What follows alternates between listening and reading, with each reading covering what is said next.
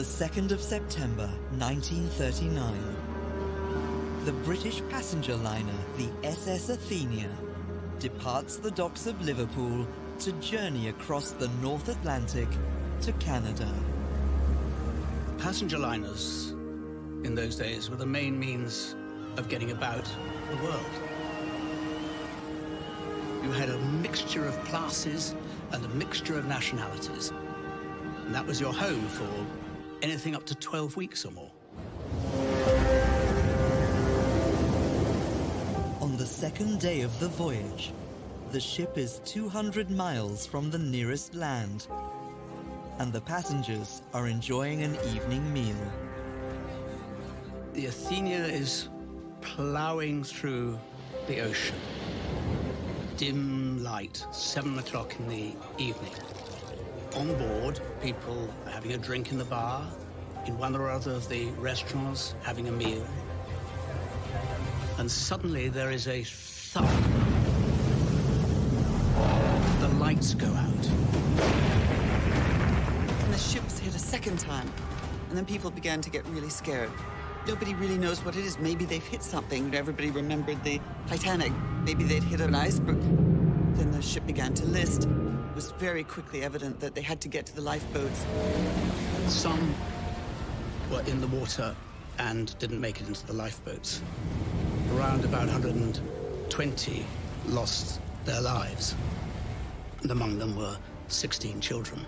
These were the first victims of the Second World War.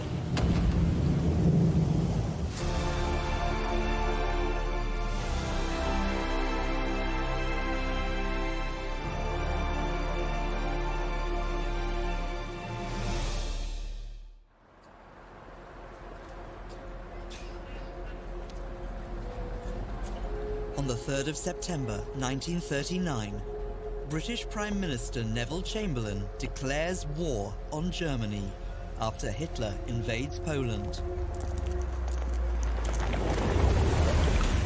Just 8 hours later, a German submarine sinks British passenger ship, the SS Athenia. The victims on board include Jewish refugees fleeing Europe, children evacuating Britain, and a large number of American citizens. There is a pact and understanding that civilian vessels should not be attacked. And yet here on the opening hours of the war, a U-boat is attacking and sinking the SS Athenia. The strike is internationally condemned as a war crime. If you've been worrying about the kind of sort of barbarity of the Nazis and how ruthless they were going to be, here you've got it sort of handed on a plate exactly what you can expect. Hitler's propaganda minister, Joseph Goebbels, claims Britain sank its own ship deliberately and blames it on the First Lord of the Admiralty, Winston Churchill.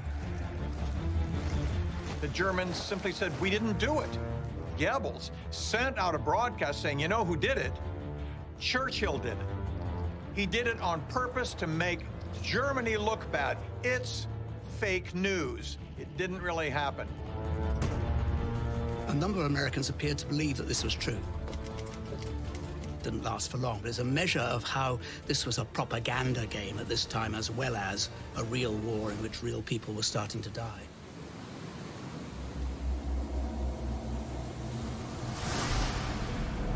In reality, the hit order was issued by Lieutenant Fritz Julius Lemp, a German submarine commander who later claimed he fired at the Athenia in error.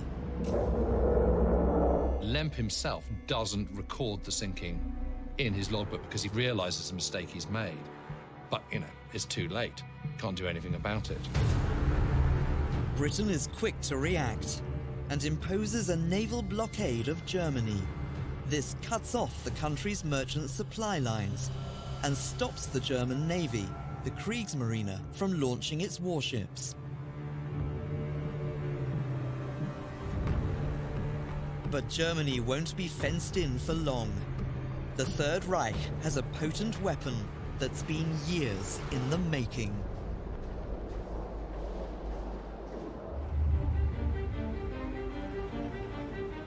Back in 1919, Germany was forced to sign the Treaty of Versailles after losing the First World War. The peace treaty held Germany responsible for starting the war and restricted the size of its military. Its navy was limited to 15,000 men and could not include submarines. The Versailles Peace Treaty was the greatest political mistake of the 20th century because it left anger, humiliation on the German side. And so when Hitler came to power, many Germans greeted his coming to power because Hitler was seen as the right man to avenge this disgrace. As early as 1922, Germany circumvents the restrictions by secretly developing their submarines, called U-boats. With Hitler's rise to power in the 30s, the production increases. A secret development office was established in the Netherlands. So they tried to keep up with the state-of-the-art naval technology and try to prepare for the time after the Versailles restrictions. In 1935, Britain attempts to improve relations with Germany by signing a new naval treaty that allows Germany to build submarines again. It is interesting that only a few weeks after signing this treaty, the Germans reintroduced their new U-boats because they had secretly designed it already during the 1920s. When the Second World War begins, Germany's state-of-the-art U-boat fleet is the perfect countermeasure for Britain's naval blockade. A submarine can get underneath the naval blockade in a way that a surface vessel will find it much harder to do so. So it makes perfect sense for them to kind of build up a U-boat arm.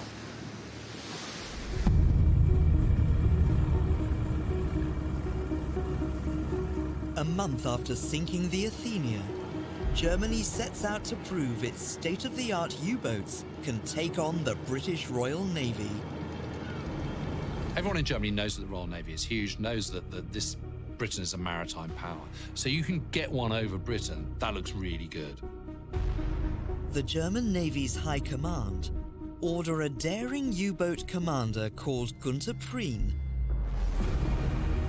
to sneak his submarine into Scapa Flow, a British naval base off the coast of Scotland. Günther Prien's mission was quite a bold action. It was quite dangerous to enter one of the main harbors of the Royal Navy.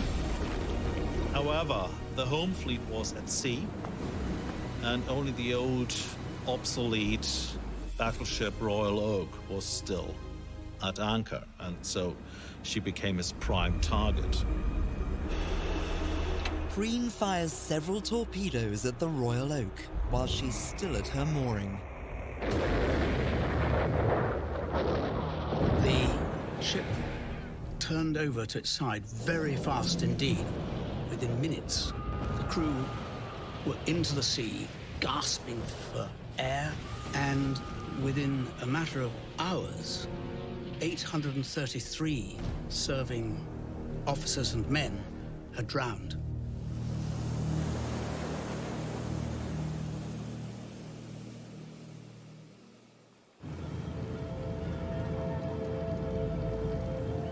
The loss of the Royal Navy's flagship hits Britain hard. This is a devastating blow for the Royal Navy. Scapa Flow is a bastion. That is one of its major bases, perceived to be impregnable. No one would dare take on the Royal Navy in Scapa Flow. And yet Günther Prien does exactly that. The shockwaves are enormous. He even made it back home and received a hero's welcome, and so became the first real naval propaganda hero, the first U-boat ace of the Second World War.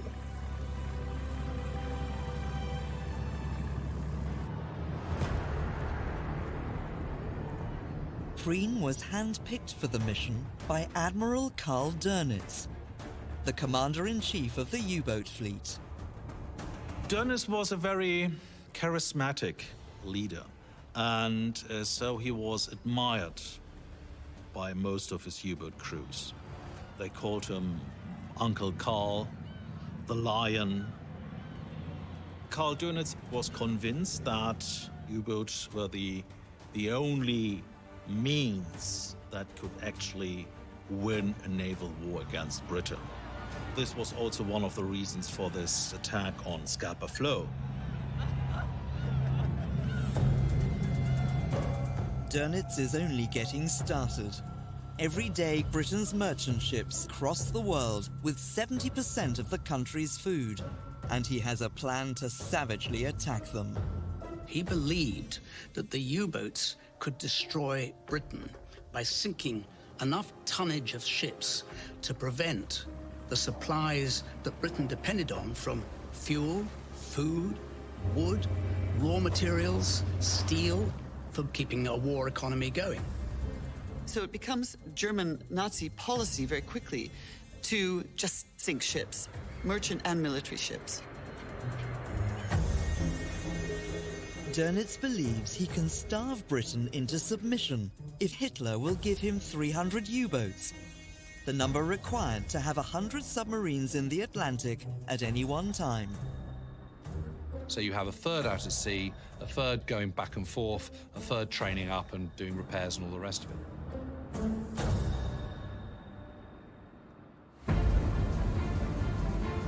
But at the start of the war, Dönitz has less than 50 U-boats in total.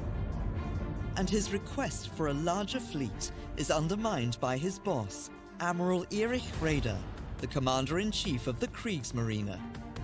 Admiral Raeder had a very different view of how war should be fought. A rather more old-fashioned view from Dönitz's point of view, which was that big ships should be attacking other big ships. Raeder doesn't buy into the whole U-boat plan. Dönitz can petition Raeder, he can petition Hitler, he can write and kind of argue all he likes, but if Raeder doesn't back it, he's not going to get anywhere. Hitler is particularly seduced by Raeder's description of a new battleship called the Bismarck. The battleship was the symbol of sea power. If you want to claim your place among the major navies, you must have battleships. Hitler prioritizes large surface vessels over U-boats. Hitler likes big things because he likes big things because he's a Führer and he's got the massive ego. Where's the fun in smashing a champagne bottle against a U-boat when you could be doing it against the mighty Bismarck battleship? Dönitz's request for more U-boats isn't granted. But this leaves the Admiral all the more determined to show Hitler what his fleet can do. Dönitz kept campaigning. If I have 300 U-boats, I can break Britain.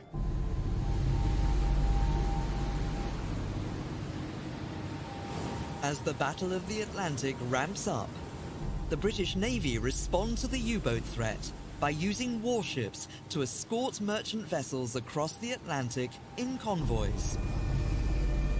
The convoy system was the idea that if you put a lot of merchant vessels together and then surround them with destroyers that can protect the convoy, and this was incredibly important for offering some protection, at least, from the U-boats.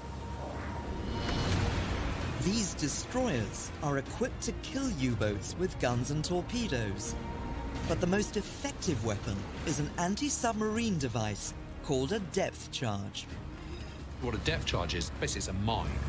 It's an explosive which is timed to detonate at a certain depth under the water.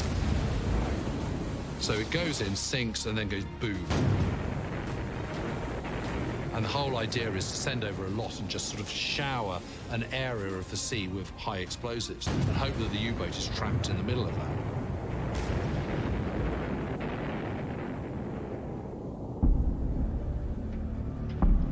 But the British rarely have the chance to attack first, because U-boats make themselves invisible by stalking their prey from underwater.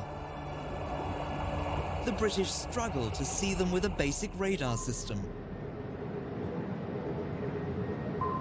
They have more success with an early form of sonar called ASDIC. but it can't detect submarines when they come to the surface to attack.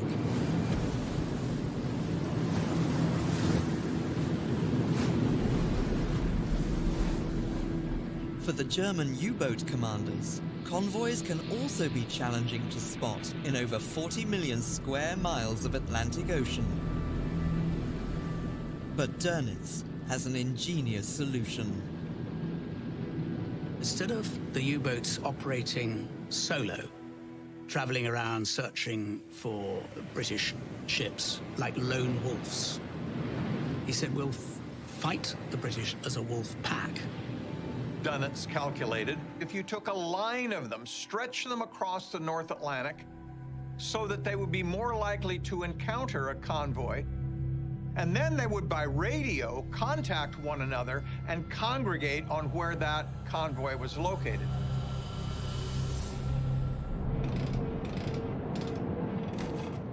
Dönitz's wolfpack tactics are hugely successful. During the first 7 months of the war, his small fleet sinks over 200 ships.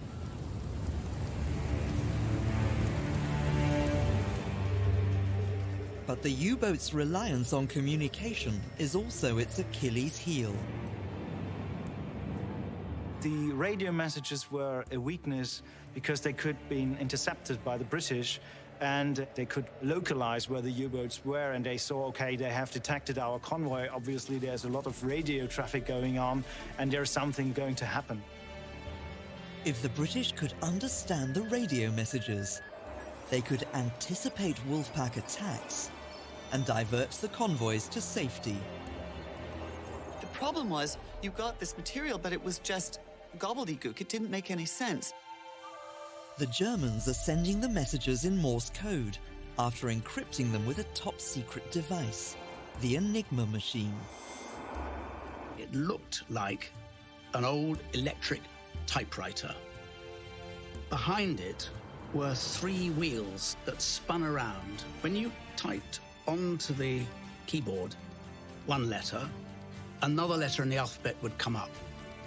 You can have millions, literally millions of different settings. It could take you a lifetime to decipher just one single message. While the British puzzle over the cryptic messages, Dönitz races to sink more ships than Britain can replace, and the Battle of the Atlantic becomes known as a tonnage war.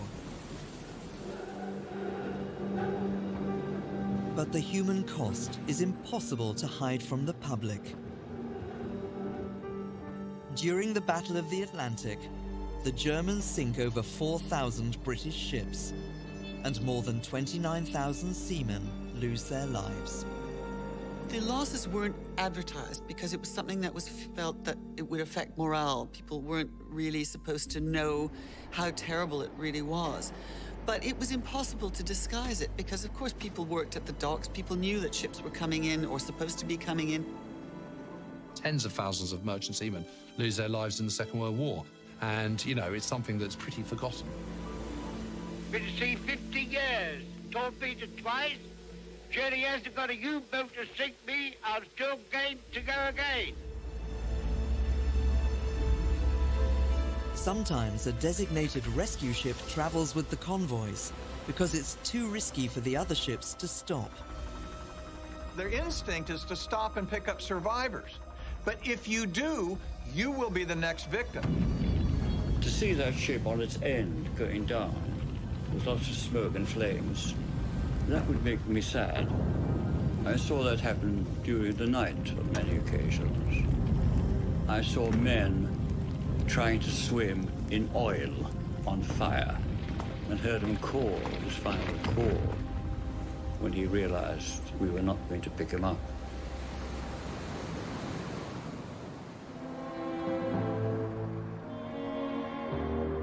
The loss of the merchant ships is felt on British soil, and the nation is swept into a daily struggle for food and freedom. Rationing in Britain took hold very quickly. And they weren't able to just go to the supermarket as we do now and buy whatever foodstuffs they need. And all these other things that we take for granted in our daily lives, all of a sudden, were in short supply. The British government launches a campaign called Dig for Victory, which encourages the public to grow their own food. And so people went out and did what they were told to do, turning every patch of ground they could find into a garden.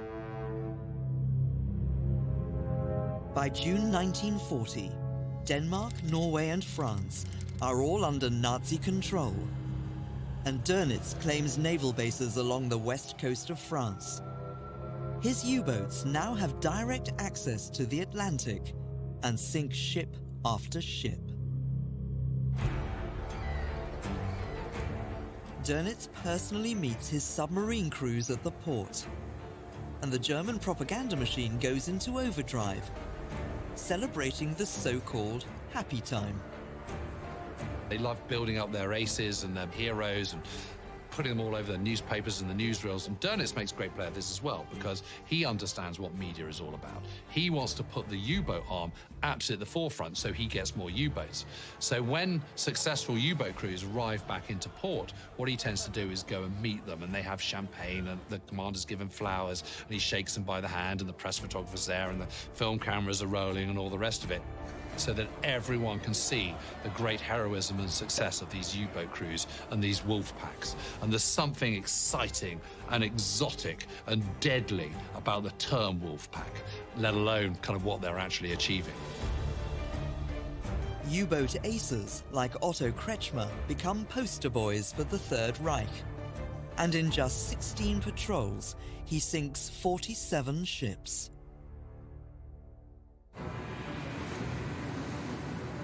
The German media promotes a glamorous version of U-boat life, and the fleet is never short of new recruits.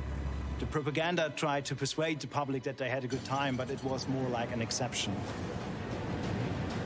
In reality, upwards of 35 men are crammed into a tiny space for weeks at a time. They're pushed to their mental and physical limits, especially when the U-boats hide underwater from the enemy.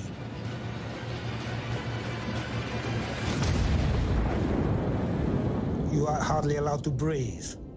You aren't allowed to walk or not make a sound because they can hear you. We were down there for 48 hours because we have a kind of a filtration system. You can imagine what the air was like in there. You could cut it with a knife.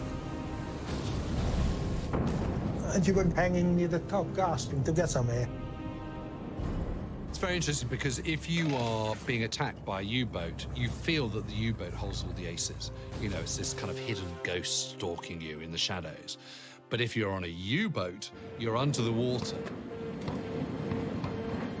You have no idea when you're going to be attacked. What you do know is that you can hear the little whir of the propeller of the destroyer as it goes over you. And then there's this awful moment where you're just waiting for the first of the depth charges to explode. And if you're badly hit and you're just sinking to the bottom of the sea, there's nothing you can do, you're going to suffocate.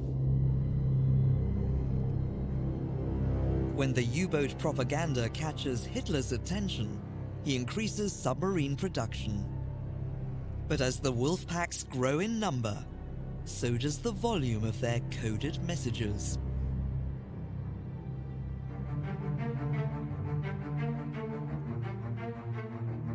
The British government sets up a top-secret cipher school in Milton Keynes called Bletchley Park, and recruits the smartest men and women to crack the Enigma code.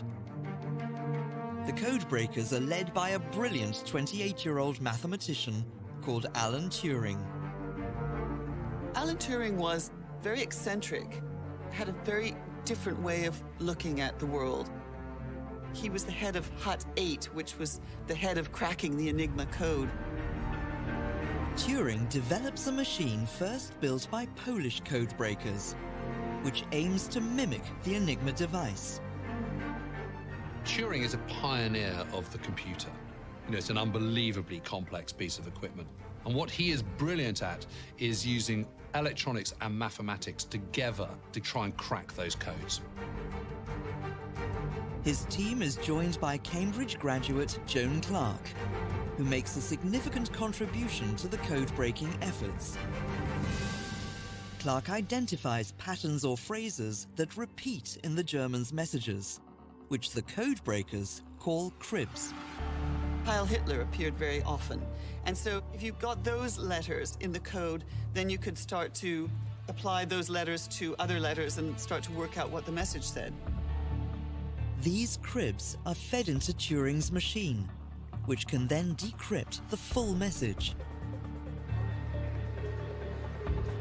But although the team have some success, the Germans change the Enigma settings every day, and the codebreakers just can't keep up.